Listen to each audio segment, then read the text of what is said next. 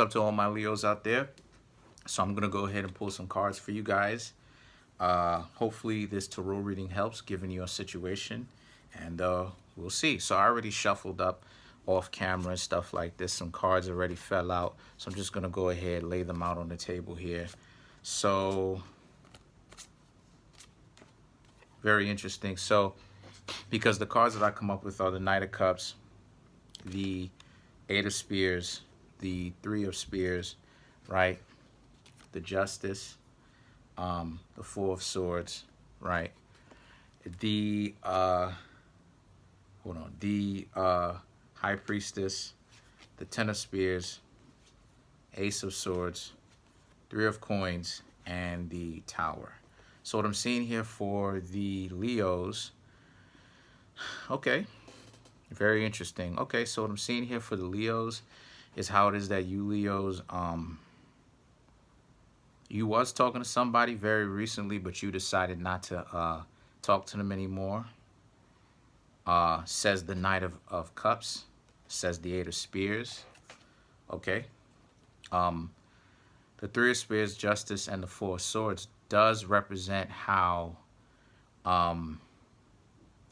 you're not really tripping about how you're not necessarily finding people who aren't necessarily up to your speed.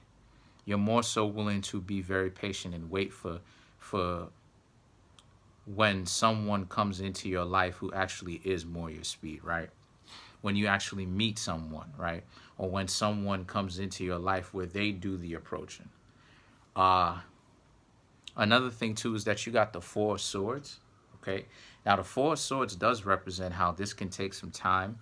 This does, the Four of Swords and the High Priestess represents how this can take some time. You got to understand that the Four of Swords and the High Priestess is more so about a patience, right? It's patient cards, because the Four of Swords, as you can see, it's about resting, relaxation, rejuvenation, recharging the batteries.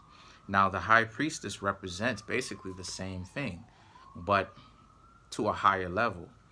Now, I'm seeing how it is that a lot of you Leos really don't necessarily want to do the approaching. You more so want to let someone else do the approaching.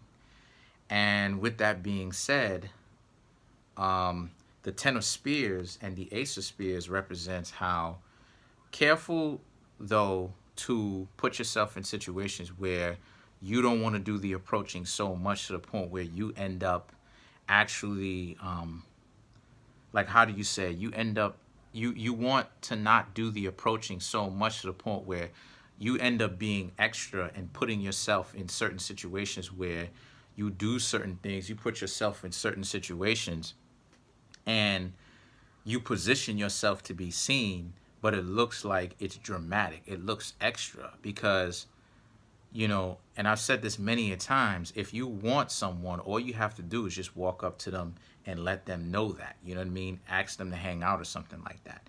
You know, a lot of the times, sometimes men and women will do that, right? They don't want to do the approaching so much to the point where they will put themselves wherever the person that they like is, right, to be seen. And at the end of the day, that doesn't really mean anything because you're not using your words. You're not communicating. So the Three of Coins and the Tower represents how you need to definitely use that communication, right? That's why it is that the Eight of Spears showed up, okay? But the Three of Coins and the Tower represents how you need to not just use that direct communication, right? But at the same time, you may also have to do the approaching first.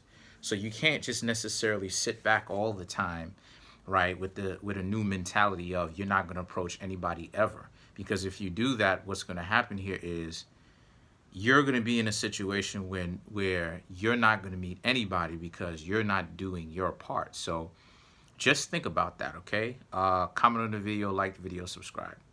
Bye.